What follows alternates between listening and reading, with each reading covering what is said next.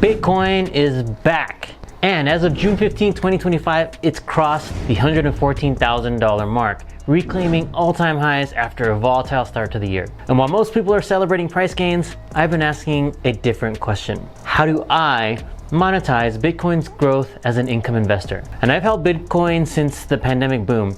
I've mined, I've staked, I've rode the waves, I've bought high, I've bought low, I've done it all, and luckily I'm still in the black. But I've learned that timing the market isn't a retirement plan. So I started looking into strategies that let me keep exposure to Bitcoin without having to sell it to live. And that is how I found YBTC and BTCI, two ETFs that offer Bitcoin-linked growth plus income. And if you're like me, semi-retired and looking for consistency, this is the Bitcoin video for you.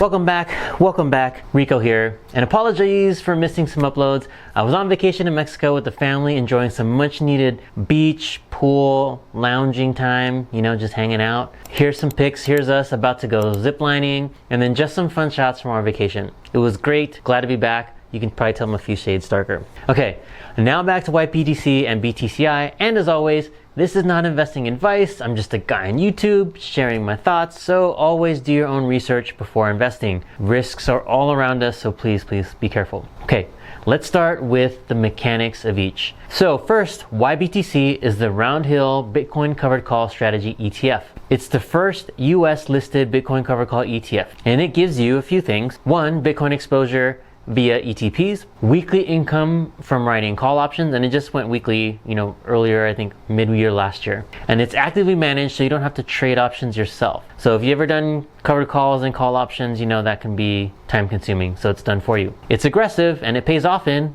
every week, but as someone who lives off dividends like me, I need more than frequency, I need stability in my distributions. Now let's look at BTCI by Niels. This works a bit differently. So they are a monthly income ETF through call options on Bitcoin futures. There's more upside potential from less frequent option caps. So you're not writing call options weekly, you're writing call options monthly, so there's a little more flexibility, less volatility. It's data driven and it's more tax efficient. If you're familiar with Niels, they have QQQI, SPYI. I invest in both, super tax efficient. I prefer them over things like JEPI, JEPQ, or XYLD and QYLD. But that's another video, we can talk about that next time. So Niels, the mission is clear.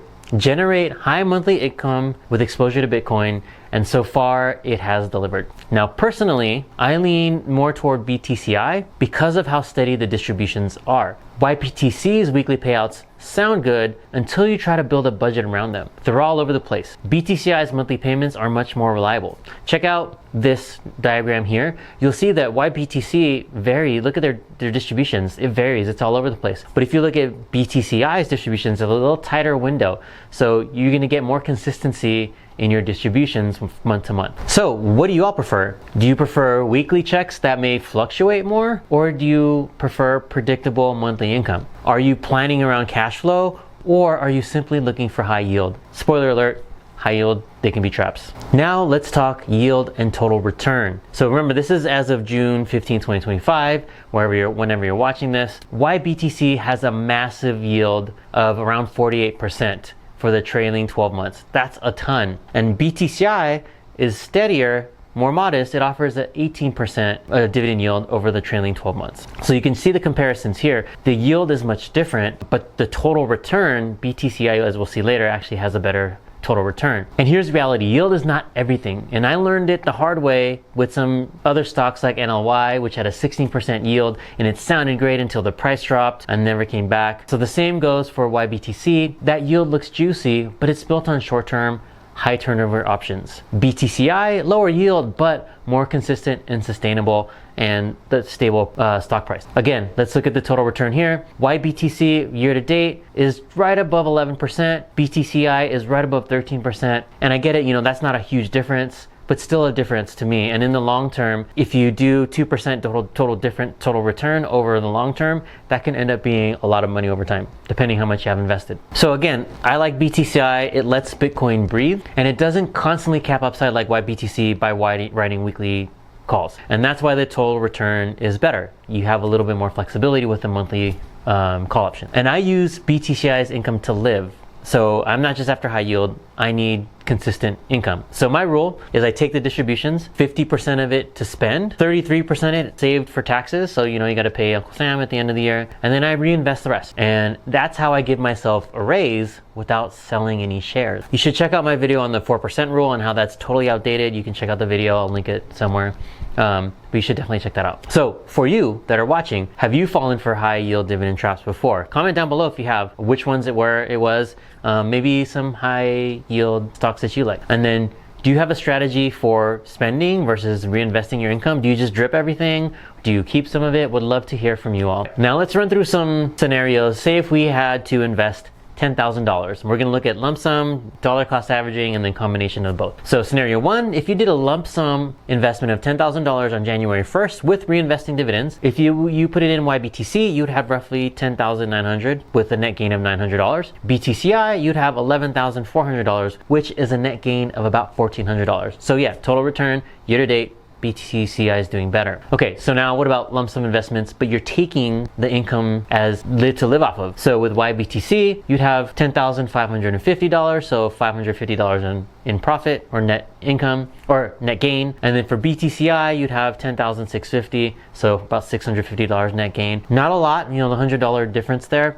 but still in the long term, that could mean a lot more money. And now finally, dollar cost averaging DCA with reinvestment. So if you did this starting January 1, you'd have $11,100 for YBTC, and then you'd have $11,500 with BTCI. So you can see it plays out. BTCI is slightly outperforming YBTC. It's something that I like. I like that performance, and I like that consistency. You can see in all of these scenarios, yeah, like I said, BTCI is slightly outperforming YBTC, and it is by a slim margin, but it's still worth considering. If this was my scenario, I would personally combine lump sum and DCA approach. So I would probably invest like $5,000 up front and then DCA the rest using distributions, and then like $100 a week or something like that. And this strategy, that will give me both income and downside protection. So for you, have you used DCA during a volatile market? Did it help you stay invested like it did for me? Comment down below. I'd love to hear from you. People always ask me, aren't you missing out on Bitcoin's huge upside? And yes, I am, but it's intentional. I am choosing income and consistency over hypergrowth and anxiety. And I know Bitcoin, it's like a roller coaster. Crazy skyrocket, but it also crash a lot. And if you look at the ETFs that are off of Bitcoin, it's a little less volatile. And if you're looking at something like BTCI, you're taking income along with it. I like BTCI because it lets me ride the trend without checking the Bitcoin charts daily. And if Bitcoin triples, which it could, then BTCI will ride that wave plus send me a check every month. May not see the huge ups, but it also won't see the huge downs. Plus, covered call ETFs benefit from the volatility. So the more volatile crypto is, which it is full of, the better for these covered call ETFs. And even in downturns, the option income doesn't just vanish. You will still get paid every month. Granted, it might be a smaller amount, but you will still get paid every month. So who's this for? If you're purely chasing upside, just go ahead and buy Bitcoin. Call it a day.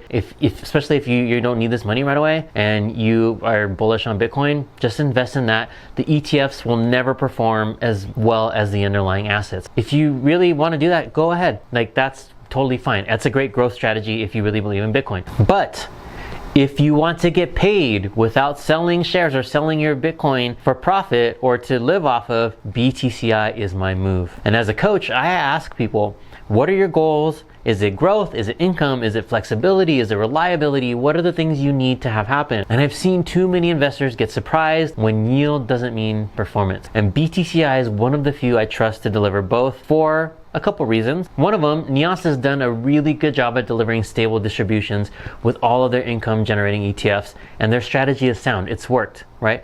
Like I said earlier, I'm invested in QQQI and SPYI. I really believe in Neos.